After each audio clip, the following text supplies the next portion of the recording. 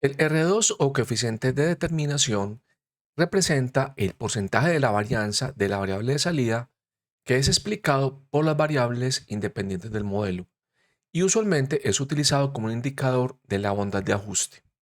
Este se calcula como 1 menos el resultado de la división de la sumatoria del cuadrado del y real menos el y pronosticado y la sumatoria al cuadrado entre el y real y el promedio de los y reales.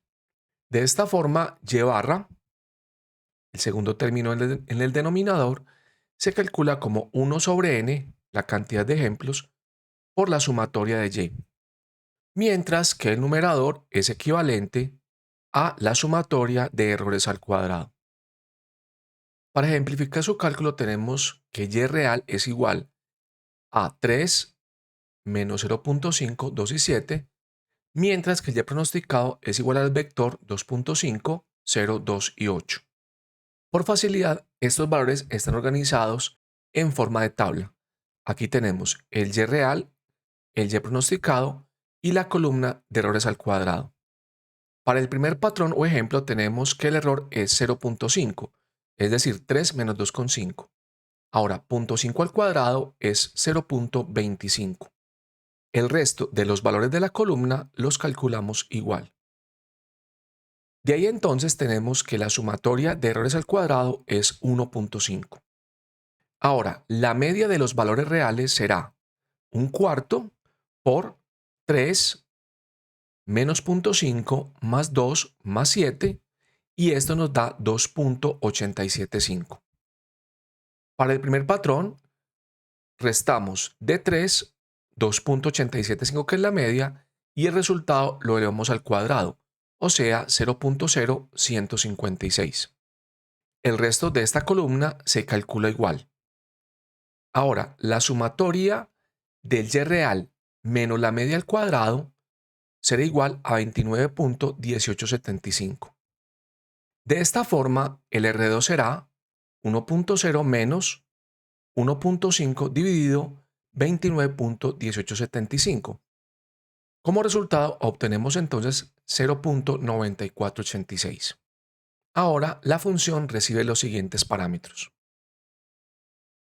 el y verdadero, el y pronosticado, los pesos asociados a cada uno de los ejemplos, el parámetro de multisalida, el cual puede tomar los siguientes valores: raw values, para que retorne el set de valores en el caso de múltiples entradas; uniform average, para que retorne el promedio de los R2 calculados por cada columna en la salida; y ponderados por varianza, en el cual los scores son calculados como el promedio ponderado por la varianza de cada una de las salidas. Finalmente, un parámetro para indicar si se forza la salida finita o no. De esta forma, para el ejemplo que tenemos, el resultado es 0.9486, el cual es el mismo resultado de la celda en que lo hemos evaluado con el R2Score. En la celda número 2 se presenta un ejemplo de múltiples salidas. En este caso, el y verdadero para el primer ejemplo es 0.5 y 1, menos 1 y 1 para el segundo y 7 y menos 6 para el tercero. Los y pronosticados para el primer ejemplo son 0 y 2, para el segundo menos 1 y 2 y para el tercero 8 menos 5. Si aplicamos la función de score para la primera columna del y pronosticado y el y real, las cuales son estas que tenemos en pantalla, el resultado es 0.9654. Y si aplicamos este mismo cómputo para la segunda columna del y real y la segunda columna del y pronosticado, obtenemos el resultado que es 0.9081. En la llamada de la función de score, vamos a pasar estas matrices que tenemos en la parte superior y vamos a indicarle que el multi-output va a ser raw values. En este caso entonces obtenemos un array de dos posiciones que contienen los valores para cada columna, el punto 96 y el punto 90. En la celda número 3 también tenemos un caso con múltiples salidas del modelo.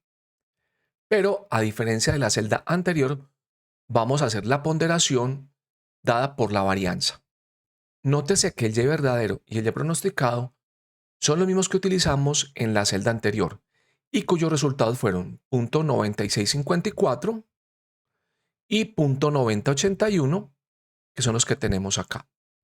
Para calcular la ponderación, calculamos la varianza de la primera columna del Y verdadero y luego la varianza de la segunda columna del Y verdadero. Los resultados son 12.0556 y 10.8889.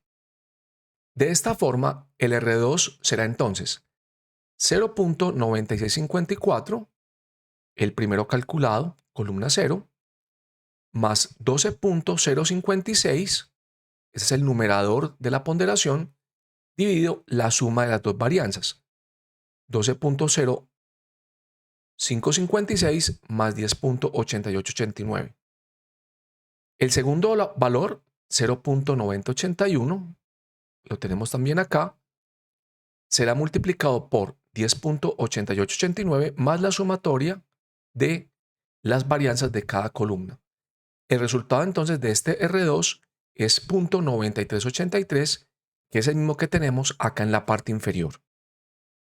En la celda número 4 tenemos también el mismo Y verdadero y el mismo Y pronosticado, pero se va a computar la salida ponderada con pesos uniformes. En este caso entonces calculamos el promedio de .9654, el valor obtenido para la primera columna del R2, más .9081, el R2 para la segunda columna de las Ys. El resultado es .9368, que es el mismo que tenemos en la salida de la celda. En la celda número 5 vamos a realizar el mismo cálculo, pero indicando que los pesos van a ser .3 y .7 para ambas columnas. En este caso entonces R2 será 0.9654 por .3 más 0.9081 por .7. El resultado de esta operación es 0.9253, que es el mismo valor que tenemos acá en la salida de la celda. La función también tiene un parámetro forceFinite que indica si se debe forzar a finito los cálculos. Noten que en este R2 tenemos el cálculo de varianzas y sumatorias de errores que pueden ir al denominador y por tanto hay posibilidad de que sean cero. En este caso se obliga a que el valor sea finito y que no presente un error tipo NaN. En la celda 6 tenemos entonces el cálculo con los Y true y Y pronosticados que teníamos y el resultado es 0.9368. En la celda 7 tenemos como Y verdadero menos 2, menos 2, menos 2 y como Y pronosticado menos 2, menos 2, menos 2 y a este último le sumamos 1 por 10 a la menos 8. Recordemos que en el denominador de la fracción está la sumatoria del Y real menos el promedio del Y real al cuadrado. En este caso entonces, como el Y verdadero es menos 2, menos 2, menos 2, esa sumatoria va a ser 0, es decir, tenemos una división por 0. Al calcular el R2, en este caso entonces vemos que la función devuelve 0, y esto se debe a que el parámetro forceFinite es igual a true. En este caso, cuando lo colocamos en falso, que es la celda número 8, obtenemos entonces un error de menos infinito, ya que el denominador entonces va a ser 0.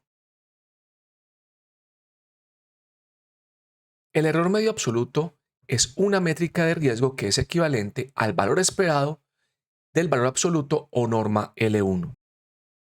Una ventaja de esta métrica es que no es sensible hacia los outliers o valores extremos donde el error es extremadamente alto.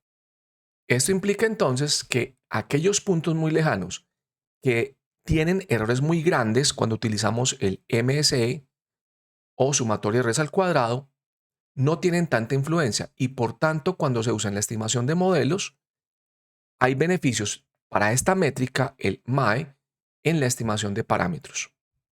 La ventaja que tiene durante el proceso de optimización es que el gradiente del MAE es dependiente del signo del error y no de su magnitud. Por lo tanto, no tenemos información si el gradiente es 0 o no es 0 y básicamente nos movemos con un valor que no tiene que ver con la pendiente de la función como tal.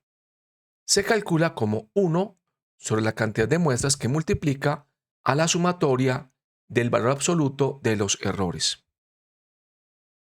Para ejemplificar su proceso de cálculo tenemos entonces un y verdadero que es 3 menos 0.5, 2 y 7 y un y pronosticado de 2.5, 0, 2 y 8. Para este caso entonces tenemos que los errores absolutos serían 0.5, 0.5, 0 y 1. Entonces 0.5 más 0.5 más 1 nos da 2 en promedio, que es dividir por 4, nos da 0.5. La función recibe los siguientes parámetros: el y verdadero, el y pronosticado, los pesos asociados a cada patrón y un indicador de multisalida. Este únicamente toma los siguientes valores: raw values y uniform average. El parámetro raw values únicamente tiene sentido cuando tenemos varias salidas, varios y's. En este caso tenemos un vector de y verdaderos y un vector de y pronosticados. En este caso entonces se calcula el MAE para cada una de las columnas. Para la primera será 0.5, o sea, cuando comparamos 0.5 con 0, menos 1 con menos 1 y 7 con 8. Y para la segunda será 1, o sea, cuando comparamos 1 con 2, 1 con 2 y menos 6 y menos 5. Por defecto, para la salida multi-output se calcula es el promedio. En este caso, promedio de 0.5 más 1 será 0.75. También es posible especificar el peso para cada columna del vector de salida y. En este caso tenemos 0.3 y 0.7. El resultado será entonces 0.5 por 0.3 más 1 por 0.7, o sea, 0.85, que es el resultado en la salida de la celda. Otra métrica bastante común en modelos de regresión es el error cuadrático medio, también conocido como MSE. Este corresponde al valor esperado del error cuadrático o pérdida cuadrática. Se calcula como 1 sobre la cantidad de muestras por la sumatoria del cuadrado del y real menos el y pronosticado, o sea, la sumatoria de errores al cuadrado.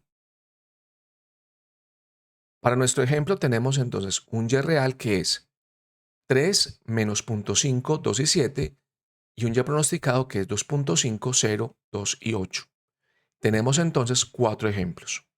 El cálculo aritmético será entonces un cuarto por 3 menos 2.5 al cuadrado más menos 0.5 menos 0 al cuadrado más 2 menos 2 al cuadrado más 7 menos 8 al cuadrado.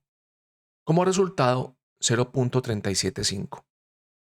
La función mean squared error recibe entonces los siguientes parámetros: el y verdadero, el y pronosticado, los pesos asociados a cada una de las muestras o ejemplos, el indicador de multisalida, que puede ser raw values, y uniform average, y un indicador squared, que puede ser verdadero o falso. Cuando es verdadero, retorna el MSE, y si es falso, retorna la raíz cuadrada del MSE o RMSE.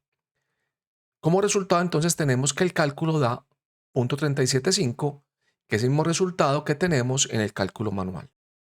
Cuando se tiene el parámetro squared igual a false, obtenemos un valor que es 0.6123. Teniendo en cuenta que este parámetro indica si se toma la raíz cuadrada o no, se puede calcular o se puede verificar que el resultado 0.6123 cuando es elevado al cuadrado es igual a 0.375, que es el valor anterior como tal. En el caso de múltiples salidas, los cálculos se realizan de la siguiente forma. Tenemos un y verdadero, 0.51 para el primer patrón, menos 1,1 para el segundo y 7 menos 6 para el tercero. Un y pronosticado de 0,2, menos 1,2 y 8 menos 5.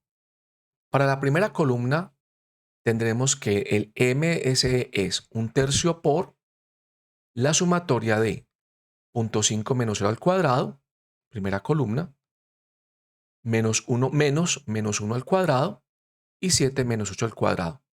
Este cálculo entonces es 0.4166.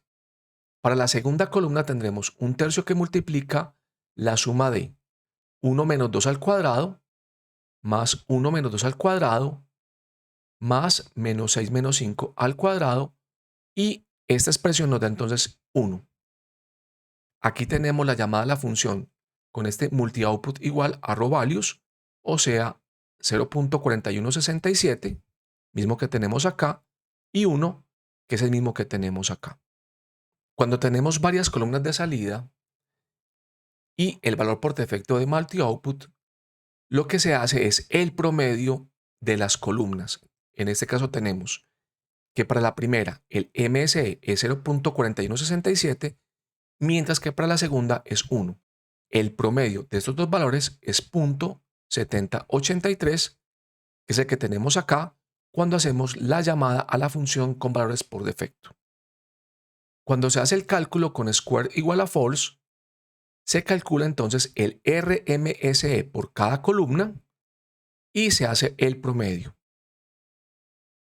Aquí tenemos el cálculo manual. Observen que este es el MSE que habíamos obtenido para la primera columna.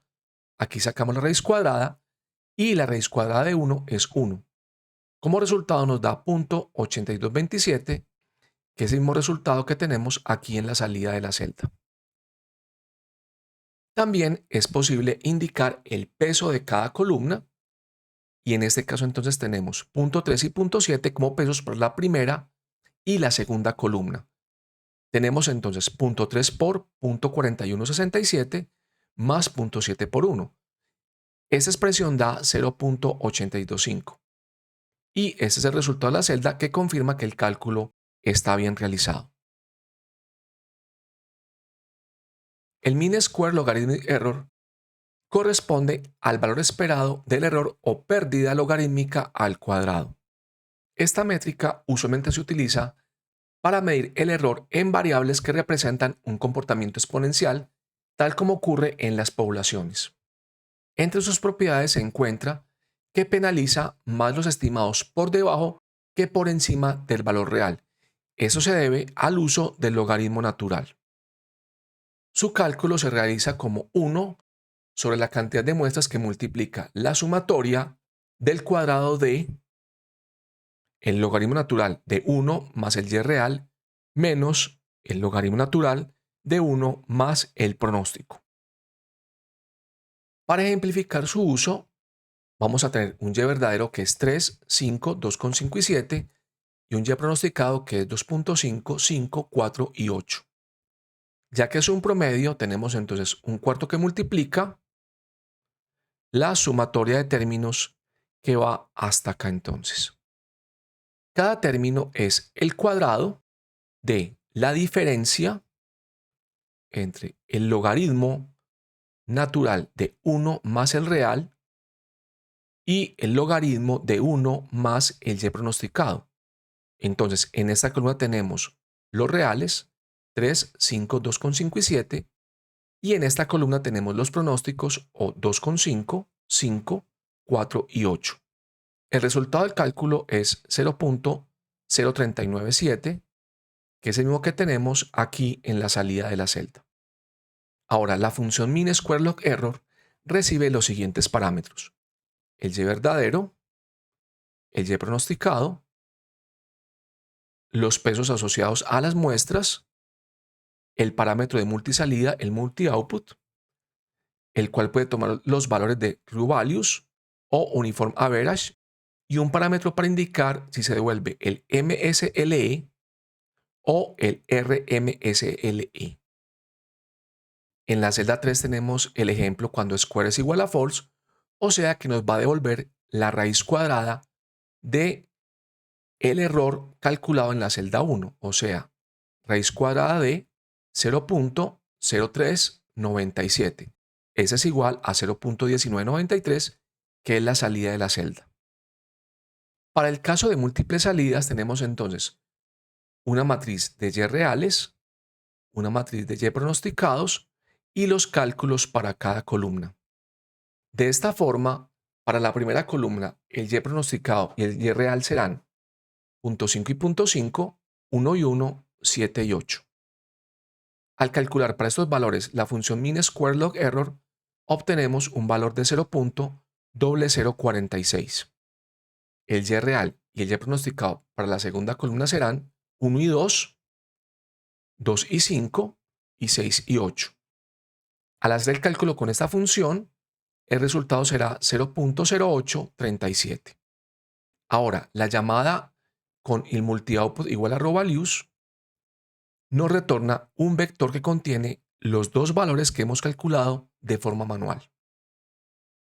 En el caso de la llamada con valor por defecto para multioutput, se calcula el promedio del mean square log error para las columnas, en este caso, el promedio de 0.0046 y 0.0837. Eso nos da 0.0441, que es este mismo resultado que tenemos acá en pantalla. Finalmente tenemos el ejemplo multi-output en la celda 5, donde la ponderación para cada canal es 0.3 y 0.7. Aquí recordemos que llamamos canal a cada una de las posibles salidas que tenemos en el modelo.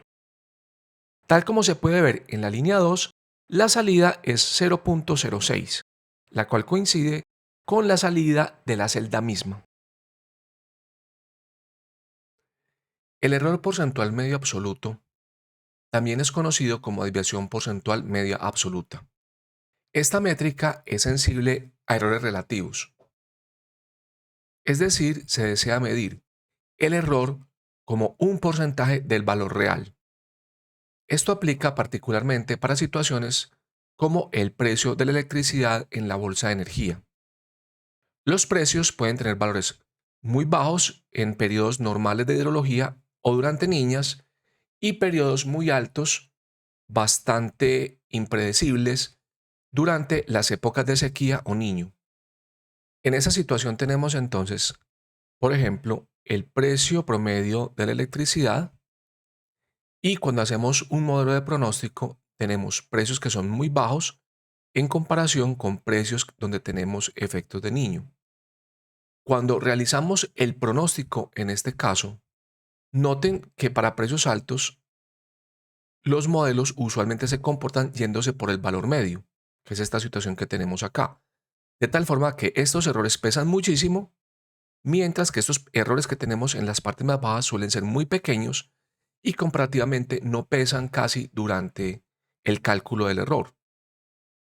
En la siguiente figura aparece el gráfico del precio promedio diario con traza azul y el precio promedio mensual con traza negra. Para efectos explicativos, supongamos que la traza negra es el pronóstico de un modelo. En la figura se puede observar que durante los periodos de niño el precio oscila locamente. Su nivel varía drásticamente de un valor a otro, causando una gran variabilidad. Eso lo vemos acá, por acá en estos puntos, por aquí en estas regiones del precio. Mientras que en las regiones de precios bajos, donde hay hidrología normal o niña, la variación es muy pequeña en comparación con el resto. Si la línea negra es el pronóstico de un modelo, resulta muy fácil interpretar el efecto del error como el MSE y la desviación media absoluta. En este tipo de situaciones, por ejemplo, estas fluctuaciones tan grandes de los precios causan que los errores sean muy grandes y esto tiene efecto muy particular sobre el entrenamiento de modelos. Es decir, esos errores van a pesar mucho en comparación con los errores que tenemos en estas regiones de precios normales. Sin embargo, en un modelo es igual de importante lograr pegarse a estas regiones de precios altos con mucha variabilidad, así como a estas regiones de precios relativamente bajos, donde la variabilidad es poca. Para evitar entonces la dominancia de estas regiones donde el error es muy alto, se utiliza el MAPE, ya que este es un error relativo asociado al nivel, al valor que tiene Y. Por tanto, entonces se da mucho más peso en estas regiones en términos porcentuales, ya que un pequeño valor acá, dado que el precio es bajito, puede ser un porcentaje alto, Y acá se le quita preponderancia ya que el y es alto y la variación no será tan grande como si midiéramos el MSI. El MAPE se calcula entonces como 1 sobre la cantidad de muestras que multiplica a la sumatoria de el error sobre el máximo entre un epsilon y el valor absoluto del y. Este epsilon es un valor pequeño que evita que cuando tengamos un valor muy cercano a 0 o 0, este valor, la división como tal, tiende a infinito. Para ejemplificar su cálculo tenemos entonces un vector de y verdaderos, 3 menos 0.5, 2 y 7, y un vector de y pronosticados, 2.5, 0, 2 y 8. El cálculo sería entonces un cuarto, ya que tenemos 4 patrones, que multiplica la siguiente suma. 0.5 dividido 3, 0.5 es la diferencia entre 2,5 y 3 en valor absoluto, y 3 es el y verdadero. 0.5 y 0.5 que es la diferencia en valor absoluto entre 0.5 y 0, y 0.5 que es el verdadero.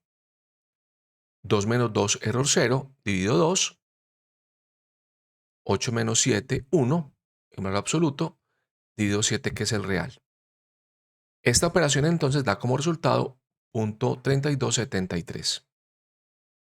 La función recibe los siguientes parámetros: el y verdadero, el y pronosticado, el peso asociado a cada patrón o ejemplo, y un indicador para el multi-output o cuando tenemos varios y's. Cuando se usa raw values, se calcula para cada columna de y el valor, y cuando se utiliza uniform average, se calcula el promedio ponderado con peso uniforme de las columnas. El resultado de la celda es 0.3273, que es el valor obtenido al aplicar la función sobre el ejemplo que hemos dado. Noten entonces que el resultado de la celda con el resultado manual son iguales. A continuación voy a presentar el resultado cuando tenemos multi-output igual a raw values. En este caso tenemos el y verdadero y el pronosticado como matrices. Es decir, tenemos dos columnas, y1 y y2. Para realizar el cálculo con la primera columna tenemos entonces que el y verdadero es 0.5 menos 1 y 7, este que tenemos acá, y el y pronosticado 0 menos 1 y 8, que es el que tenemos acá. Cuando aplicamos la función obtenemos una salida que es 0.3809. Para la segunda columna de y tenemos que el y verdadero es 1, 1 y 6, 1, 1, menos 6, y el y pronosticado 2, 2 menos 5, 2, 2 menos 5. Al llamar la función obtenemos un resultado de 0.7222. Al llamar la función min absolute percent error con multi-output igual a raw values, obtenemos entonces los cálculos para cada columna, es decir, se aplica la función a cada columna de y se retorna la respuesta como un array. Los valores obtenidos son 0.38 y 0.72, que son los mismos que hemos calculado manualmente. Cuando multi-output se deja en su valor por defecto, la función retorna el promedio de la salida para cada columna, es decir, el promedio de 0.38 con 0.72, el cual es 0.55, mismo valor que tenemos aquí en la salida de la celda. Multi-output también puede ser un vector con una cantidad de elementos igual a la cantidad de columnas de la matriz Y. En este caso, los valores de multi-output serán los pesos que asociamos a cada una de las columnas de y estos multiplicarán el mape de cada columna. Es decir, si tenemos 0.3 y 0.7, tendremos 0.3 por 0.38 más 0.7 por 0.72, el cual nos da 0.6198, que es esta misma salida. Recordemos que estos dos valores son el mape para cada una de las columnas. Un problema que tiene esta métrica es que cuando el y verdadero es arbitrariamente cercano a 0, se producirá una división por un epsilon que es muy pequeño. Esto evita el error como tal que se genera por la división por 0. Sin embargo, esa división puede generar valores extremadamente grandes. En el ejemplo, el y verdadero en la segunda posición es 0. Al hacer el cálculo de la componente del error, la fracción que tenemos acá, este 0 pasaría como denominador. Ya que la función indica que es un máximo entre epsilon y 0, se aplica el epsilon 1 por 10 a la menos 15 y este valor, esta división es extremadamente grande, de tal forma que el cálculo completo da varios millones como error, el cual no tendría sentido para algunos casos reales. Este no lo deseamos y por tanto este es un punto que debemos verificar cuando aplicamos el MAPE para la medición de errores. La mediana del error absoluto es otra métrica que se suele utilizar como medición de error, ya que esta no es sensible a errores extremadamente grandes, puntuales, que pueden aparecer en los datos. Para su cálculo se computan los errores, luego se aplica valor absoluto y se calcula la mediana de ellos. Para ejemplificar su uso, tenemos un vector de y reales, 3, menos 0.5, 2 y 7, y un vector de y pronosticados, 2.5, 0, 2 y 8. Los errores en valor absoluto serán 0.5, 0.5, 0 y 1.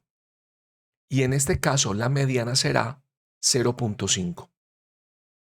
La función recibe como parámetros el y verdadero, el y pronosticado, los pesos asociados a los patrones o ejemplos, el indicador de multisalida que por defecto es Uniform Average. En el valor por defecto calcula el promedio del MAE de cada columna. Cuando toma el valor de row values, devuelve un vector con el MAE para cada columna. Ahora, el resultado de la llamada a la función es 0.5, que es el mismo que hemos calculado a mano. En la siguiente celda tenemos entonces el caso cuando tenemos dos columnas para y utilizamos como opción row values.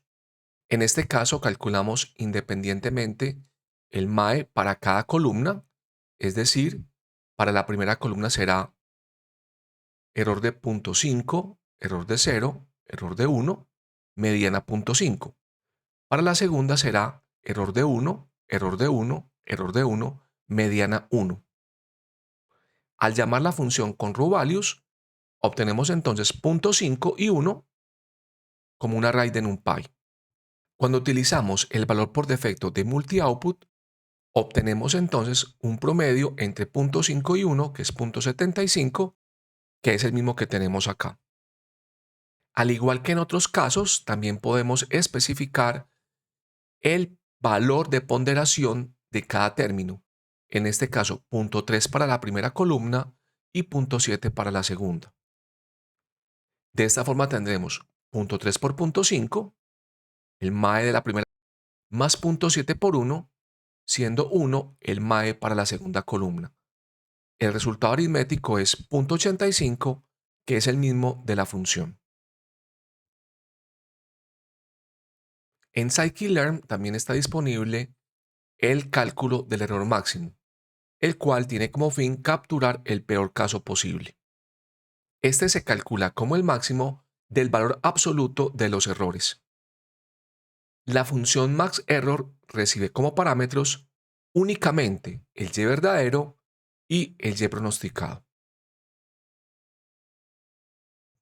Scikit-learn también permite calcular la varianza explicada.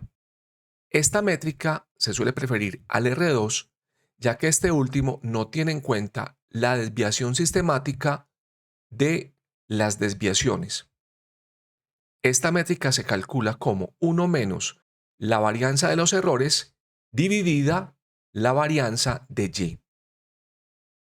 Para ejemplificar su uso tenemos entonces un y real y un y pronosticado.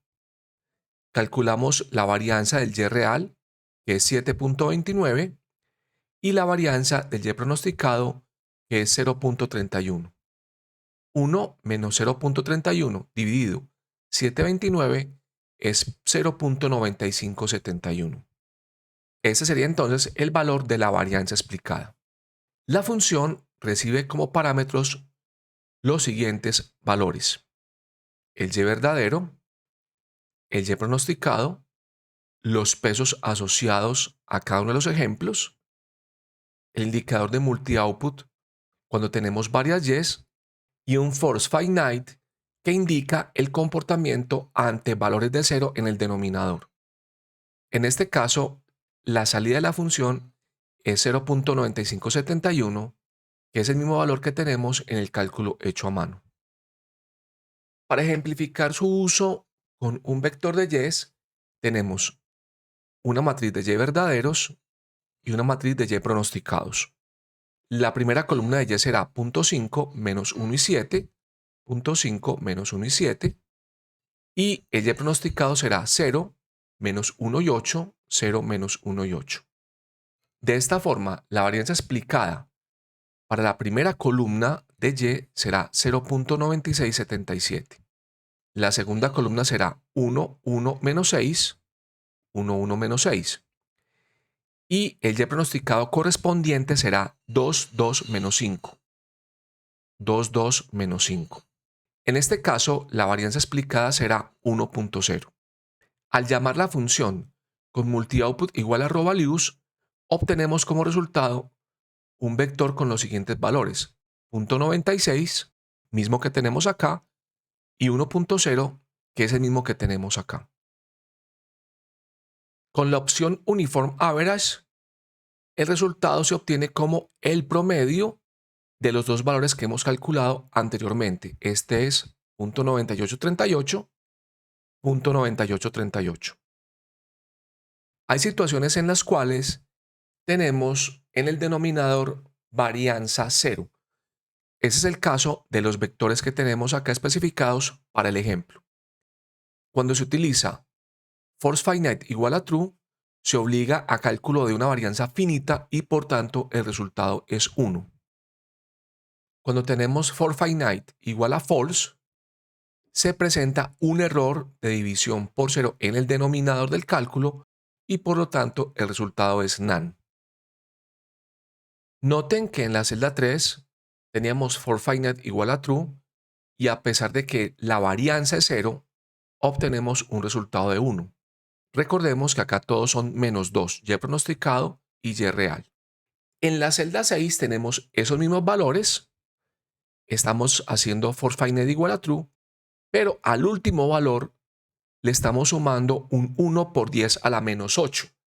Esto hace que la varianza sea distinta de 0, muy pequeña. Al calcular la función, al ejecutarla, nos da como resultado 0, el cual es muy distinto de este 1. Ese es un punto que debe tenerse en cuenta en su cálculo. Ahora, con este valor de 1 por 10 a la menos 8 que tenemos acá, al realizar el cálculo con este force finite igual a false, nos da menos infinito.